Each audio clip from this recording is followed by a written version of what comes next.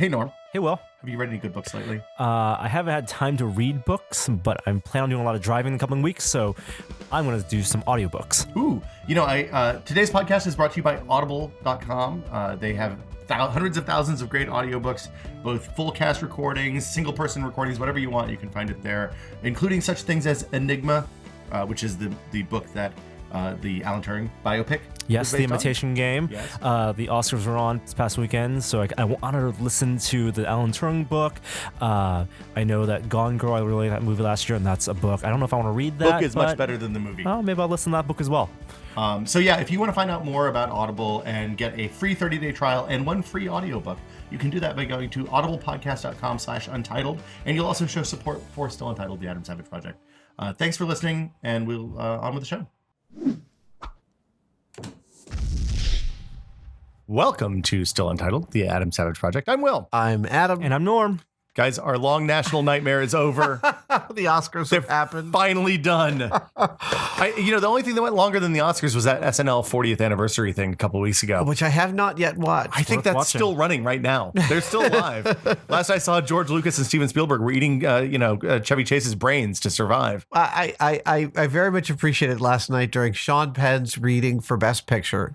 Mm-hmm. He said something about that the only crime in filmmaking is dullness. And Paul F. Tompkins immediately tweeted, the only crime is dullness was just spoken unironically from the Oscar stage. Mm-hmm. By Sean Penn. Yeah. We're talking about the Oscars today. Yeah, so what? I stopped. I watched the first 3 awards and was like, well, I got all I need. I'm good. I came back in for the Lady Gaga musical number, which was amazing. Yeah, I must say, every now and then, when I don't have high expectations for her, dude, you should always have high expectations for her. I find her manner so particularly weirdly off-putting. It's very mannerist. I don't think that's accidental. No, right? but I mean, it's like she's always in a play, and we're just everyone in the world is an audience. I think her life is a play. Yeah, no, I get that. Yeah. And it's just it kind of freaks me out. Maybe that's the problem. It freaks me out a little bit. Well, but she lacks brand consistency. She 100% killed her Sound of Music musical number. That's. I mean, can you imagine how hard it is to sing Julie Andrews songs with Julie Andrews standing waiting in the wings? No, insanity, and she killed it. I also thought that a lot of the complaints were totally warranted, as they almost always are. But I thought the speeches were in particular excellent this year. The acceptance speeches. I thought Patricia Arquette's speech was phenomenal. Was it the first time she won? I believe it might be. Yeah. And her work in Boyhood is amazing. I also thought that category, Best Supporting Actress, super crowded with amazing performances. Mm-hmm. Yeah, the Emma Stone, she was nominated for Birdman, right? Which was, I watched this weekend, and that was astounding. She's incendiary in it. Totally worth watching the movie for. We've done spoiler casts of 2 of the front runners. The 2 frontrunners for Best Picture, which made this Boyhood and Birdman. And I thought one of the reasons leading up to these Oscars, it will be at least one of the more interesting Oscars in recent memory, was because it was such a toss-up. Yeah, I was really surprised. So I still haven't seen Boyhood, which makes me a bad person, I know. But I watched Birdman this weekend, and I was. Maybe at the end of this, let's do a brief addendum to the Birdman spoiler cast, because I want to talk about it a little bit with you guys. But I also realized when Patricia Arquette won, I felt a pang because Emma Stone's performance was so good. Emma Stone's going to win a couple of Oscars. She's going to be fine. And to be fair, Oscars, it's a little political. I mean, it is the definitive awards ceremony for film, but it is not representative of the film community, the international film community. Right. It is representative of the Academy of Arts and Motion Picture Sciences. I thought that the writer for The Imitation Game, who got up and not only thanked everybody, but then said when he was 15, he tried to kill himself because he felt weird and different. And now he's standing on the stage receiving this award. So he wanted to reach out to any kid out there who felt weird and different. I got choked up. Which is funny. I mean, I got choked up because it was a beautiful message and an amazing thing to take that opportunity to go say. Mm-hmm. And I really appreciated him doing that. I was a little sad The Imitation Game won because I thought that was actually the weakest script on the roster. It was. I'm disagreeing with myself. I don't think the script was weak. It just was fictional. It didn't have anything to do with Alan Turing. So we haven't done Imitation Game or Theory of Everything. Or Theory of Everything, and maybe those should be a combination. Yeah. Well, they're both two sides of a coin. They're both British biopics in the same way that the Academy loves, in the same way that King's Speech, for example, was, or Troubled Great Minds, like A Beautiful Mind. Yeah. But you're right. And we'll talk about this for future time. A little derivative. And I thought Eddie Redmayne did an amazing performance as Hawking. It's an incredible performance. It really, really. I loved both of those movies. It kind of balances out. What's that? Balances out Jupiter Ascending. I can't wait to see that. I'm gonna go see that one night this week. I want to see that. Maybe I should take my kids tonight. Just go. It's still playing, right? Barely. I think it's in IMAX still. Even. All right. Take your kids to see that. You're not planning on taking them to see Kingsman, are you? Or maybe I've heard Kingsman's amazing. There are just parts of it. I just read this morning. There are parts of it that are amazing, and maybe that deserves a spoiler cast. All right, that is the kind of thing we would traditionally spoiler cast. Okay, so anyway, to go back to the Oscars, I will say we are a giant household of Neil Patrick Harris fans. He's amazing. It's a country of Neil Patrick Harris. Right. Fans. You can't not love Neil Patrick Harris. He hits every mark. He is the consummate professional. I mean, he really is he's like the Donald O'Connor, he's like an old-timey movie star in that he can do all these things. Yeah. He can sing and he can dance and he's charming and he's funny. His ad-libs from the stage were brilliant. He is like that opening number. Usually I don't like Oscar opening numbers. I thought last night, a little bit long maybe, and maybe had a little bit too much Jack Black. No, I thought that was the right amount of that was a shocking amount of self-awareness for the Oscars, I thought. Yeah. But he and Anna Kendrick were unbelievable. But I want to talk about how the technical aspects of that opening number. They had a big giant screen behind him at the beginning, right? They did. They also, I believe, kind of shot a whole music video about it that they were intercutting with the song that he was singing, so that it and sometimes felt like he was in a virtual environment. So I wanted to Billy know. Crystal has done very similar things where, and it's tradition almost that the host, the presenter, which is a thankless job, integrates themselves into the celebration of film, whether it's the films that are actually nominated or just films that came out in the past year. Whoopi Goldberg, Billy Crystal, all did these things. Yeah. And the seamless transition between the live choreographed dancing on stage, there was movie magic happening, being filmed on stage. In our house, we kind of went, ooh, wow. The spotlight thing, the shadow, that was a really beautiful, beautiful trick. And as simple as it gets as far as the trick goes. Oh, yeah. But again, his timing was perfect. Timing was perfect. Just to be clear, we were watching a screen and he was just perfectly synced with the screen. It was unbelievable. Well rehearsed and produced in a way so the camera would follow that. So it's funny that for an Oscar cast that I thought was super polished and just hit every mark, it sort of suffered from being, in the end, boring. Well, so I thought some of the material he was given, and there's a lot of controversy in terms of whether they should have done the magic trick. Hold on, what magic trick? Wait, because you didn't watch the whole thing. Oh my God! But you of course saw the briefcase. So when the guys showed up from wherever, PricewaterhouseCoopers with the briefcases, there was a second briefcase that was put in a lockbox on stage with his predictions, and of course, at the end of the night, he opened it up and made all sorts of fun of things that happened during the Oscar cast. It's a magic trick. Yeah, on stage. Simple. I mean, Neil Patrick Harris he's a magician. Yeah. And among other things. That's one of the things that kind of falls into his wheelhouse. I thought those were some of the funnier jokes of the evening. And it just seemed like they just pulled from Twitter. Maybe. Like in the back, they're just pulling from Twitter. There's an infinite Twitter on the Academy Awards. John Travolta cradling Idina Menzel's face? So I was in the other room working and I was on Twitter and I was just seeing uncomfortable John Travolta touching. Like that was a good 10 minutes. That was really, really far out. The joke, it's not a joke, but the comment that the thing that kills men is heart disease and the thing that kills women is men. Yes, like that's a Louis C.K. thing, right. right. I think that John Travolta like went up to near the top of the list for things women are now afraid of. It was really creepy and strange. Like the Rob Delaney, I think had had a picture of I don't know who the woman was, but he said this is what a woman who's screaming silently inside looks like. That was Idina Menzel. Yeah. On stage.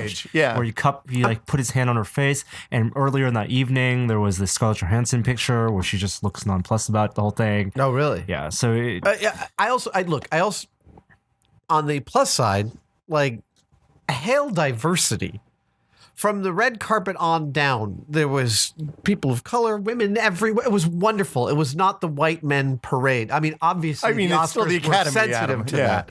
But also, I have not seen Selma. I cannot speak to it. So that the Oscar snubbing is not something I can address by. Right. We are outsiders. Yeah. We are outsiders in this context. I mean, and some of the critics of the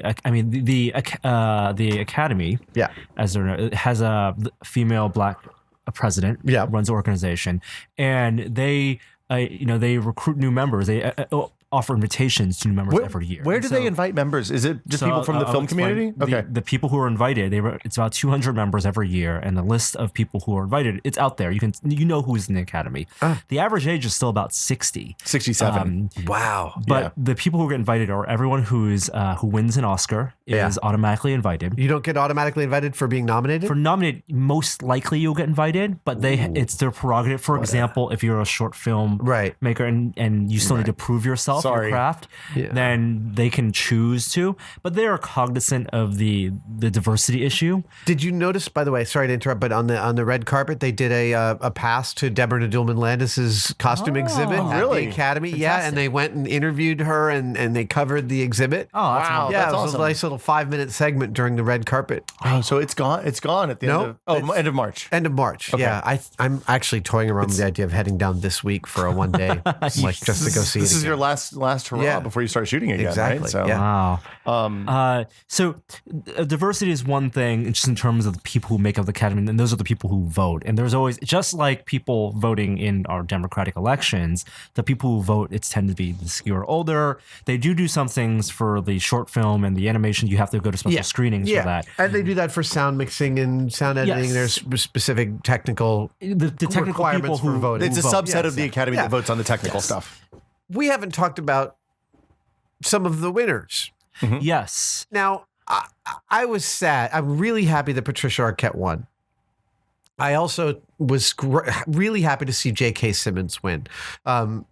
Julie and I have loved him since Law and Order, and he is just one of those amazing actors you can never get tired of watching. Because it was Burn After Reading. He had 2 minutes of just the best 2 minutes of the movie. Oh, really? Yeah. If you've never watched that, it's worth watching. He's wonderful. He's one of my favorite actors, so I'm Spider-Man. really glad to see him, get his due. Yeah.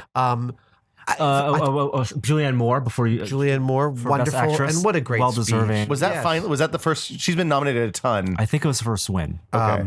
And the joke by California law, Meryl Streep is also nominated. That was a good joke. At this point, can we let that be the final Meryl Streep joke? No, I'm sad that Boyhood did not win Best And Director I'm or also Best sad Picture. that Michael Keaton didn't win for Best Actor. Remind me of the field of Best Actors again. It was Michael. The front runners is Benedict Cumberbatch, Right. Which I thought was a good performance. Eddie Redmayne, He played who actually won. Alan Turing, Yeah. right?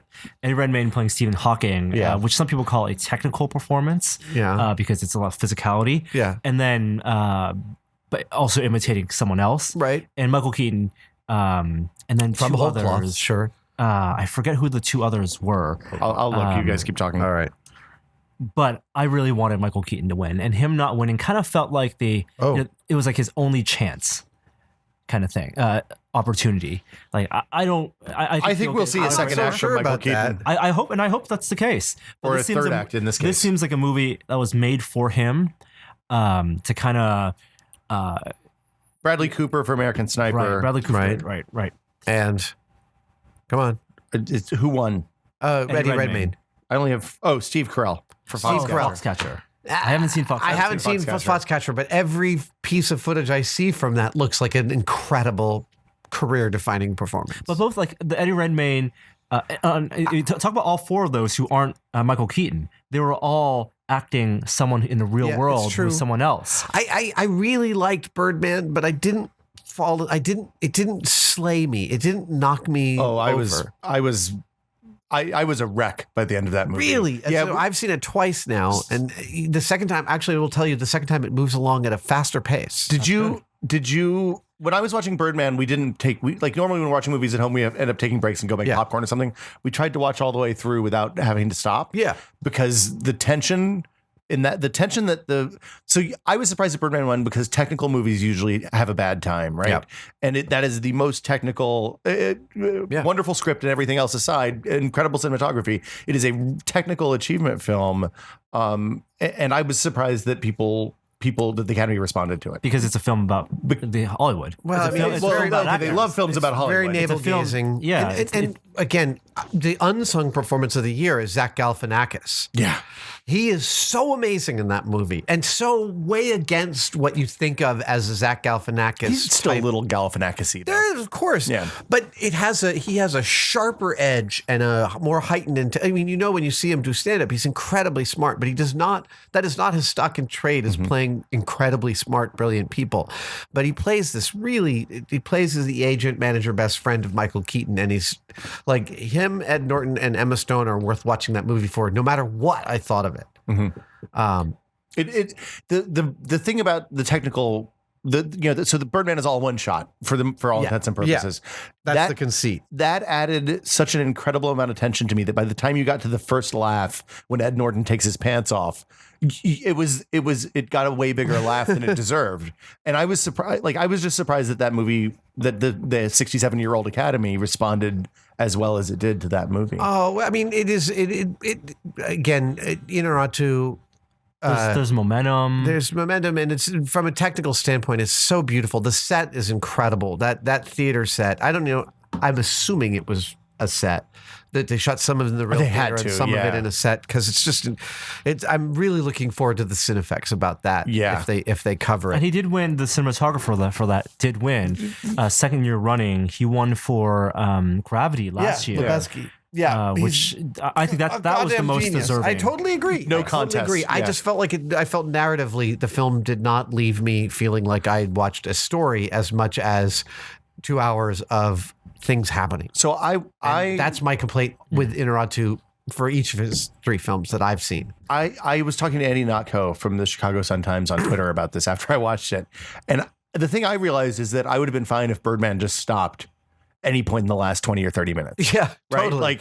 Like they could have cut it anytime after the Ed Norton Emma Stone scene on the roof, and you would have been like, "This is a fine movie. This is good. We're good." I'm sorry, not there.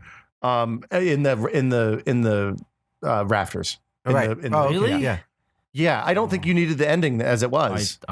We needed some ending. We did need something. Yeah. I still need something. That's my problem. I still need some type of wrap up. The writers should have used the 2 minutes they had on stage to explain the ending. Well, I accepted an award. Richard Linklater not getting Best Director, I thought was who won Best Director? Snub. It was Inarritu. Oh, Inarritu. Okay. And I'm sad about that because Boyhood was my favorite movie this year. It really. I mean, It was the most moving, the most powerful, the most remarkable with the Ethan Hawke. I'm really happy J.K. Simmons won. I'm really sad that it had to be at the expense of Ethan Hawke because I thought his performance was phenomenal. Mm-hmm. And there's been times in his career I felt like, that one didn't quite hit, but I've always really liked him. I mean, I think we're almost exactly the same age. Mm-hmm. So it feels like I feel a simpatico for him, and I wanted him to win for this. You watched Reality Bites, and it spoke to you at a deep and core level. I'm pretty sure that he and I actually worked on a Friends play for a few weeks way back in the mid 80s. Oh, that's funny. I think that I'm pretty positive that actually happened, and we got along great. I mean, he's a really nice guy. Well, Linklater is one of those directors whose entire range of work, like I literally will watch anything that he makes. Yeah, and he's incredibly smart and incredibly loving. I mean, that's why he loves his characters and he wants the best things to happen for them. Mm-hmm. And he directed a film over 12 years. Yeah, man. Why is that not an achievement? Can you imagine? Well, so I think I think that might have hurt him because I mean, if you're a 70-year-old white guy who's voting for Oscars, it just looks like a stunt. Actually, no, he was with the bookies. He was neck and neck with Birdman all the way to the end. If Birdman hadn't existed, it would have been a shoo-in. Oh yeah, that's. I mean, either of those films. If the other one hadn't existed, it would have been a shoo-in. Totally agree. I mean, and as somebody who I think the first Oscars I watched was probably the Driving Miss Daisy debacle year. Because that was Driving Miss Daisy and then 3 good movies. Oh, Pulp Fiction. Was that the Pulp Fiction year? The year Pulp Fiction lost? I think Pulp Fiction lost to something equally tepid, but I don't remember what it was. I was really pleasantly surprised to see movies that actually spoke to me. This was a rare year in which I'd seen almost all of the contenders. We did not watch this on television. Wait, what? We live streamed this from ABC's website, and it worked pretty great. So here's what happened. First, it goes, watch the Oscars now. I click on the Oscars and I get the nightly news. That sounds great. So I reloaded the page and clicked watch the Oscars now, and I got the Oscars. And then I went downstairs to make some fried rice for dinner in the middle. I missed a good 40 minutes in the middle while I made some awesome maybe not the right word. Pork belly fried rice. And when I came back up, Jeopardy was on. And Julia said, yeah, that happened. I don't know why. So I reloaded the page again and then got back to the Oscars. Experiments in cord cutting. Yes. But a very successful experiment, I felt. One of the things that's interesting to me about streaming stuff is that I find the bitrate is usually better than what Comcast is giving us. Shocking. Yeah. Weird. Like over the cable box. Wow. Like it depends on the channel. Yeah. But watching ESPN stuff on the ESPN app when it works, definitely better looking. Super stunning. So all in all, I liked the Oscars. I was sad at some of the winners. And I mean, even for special effects category, all 5 of those movies should have won an Oscar for their special effects. What were the categories? It's Captain America Winter Soldier, Guardians of the Galaxy, Interstellar, which did win, Dawn of the Planet of the Apes, which I hope I haven't watched that. Caesar's performance in that, Andy Serkis combined with Weta, was an amazing performance. And then a 5th movie, I forget which, but they were all, I mean, it was 3 superhero movies. They were all fantastic movies, and they were all with some of the best special effects I'd ever seen. What one? So special effects usually goes to novelty, right? The thing that pushes things forward and is the newest. Well, I think you're right. I think it tends to go that way. And to that end, I realized Interstellar was kind of the one that had to win in a field crowded with superhero space epics. What about? It had probably the best use of the practical combination of the practical and the special. Absolutely. Well, and they made Iceland look like another planet, and they made whatever the other, I can't remember what the other location was, but Gargantua, the beautiful, the black hole. I don't disagree with their choice. It seems like the right choice, but this was a rare year in which there were sometimes there's like a multiple choice. There's always a throwaway answer.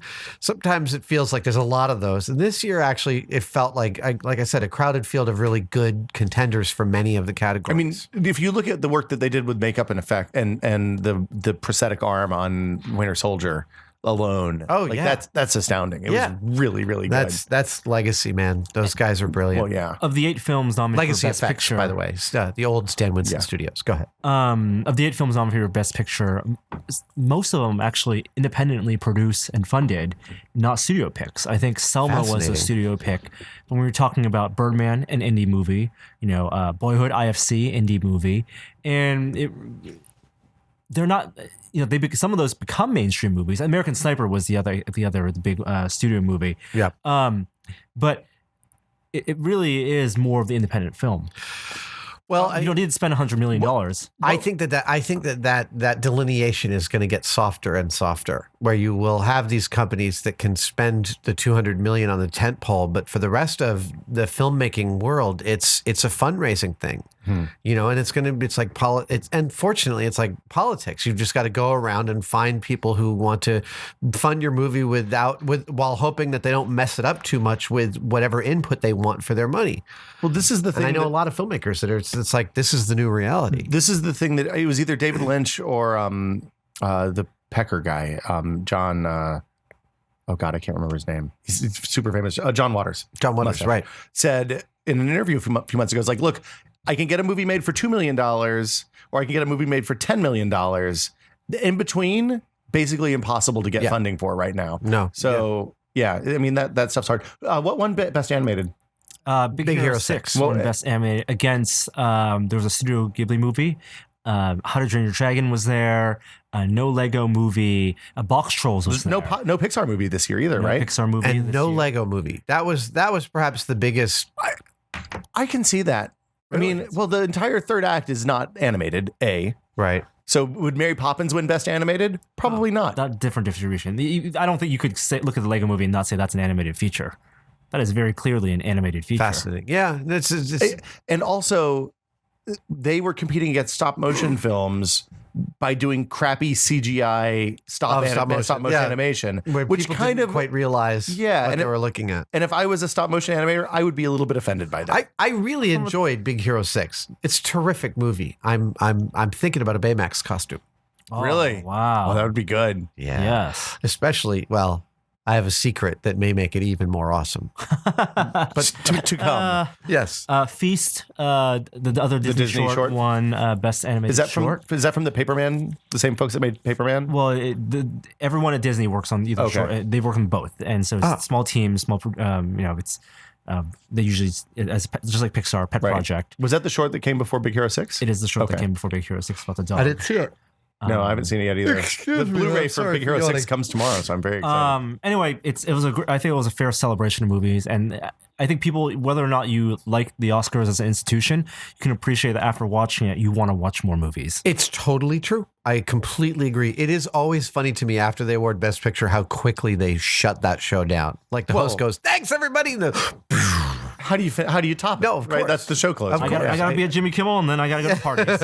Elton John's party. Think of those hangovers this morning. Oh man, yeah, I was thinking about that. There's so much emotion that's got to go on throughout Los Angeles last night. Oh yeah, positive, negative, indifferent. Oh yeah, and the Kodak, shaded. The Kodak's on Sunset, right? You've got me there. I'm terrible about my geography. Okay. Yeah. Anyway, there. That's it.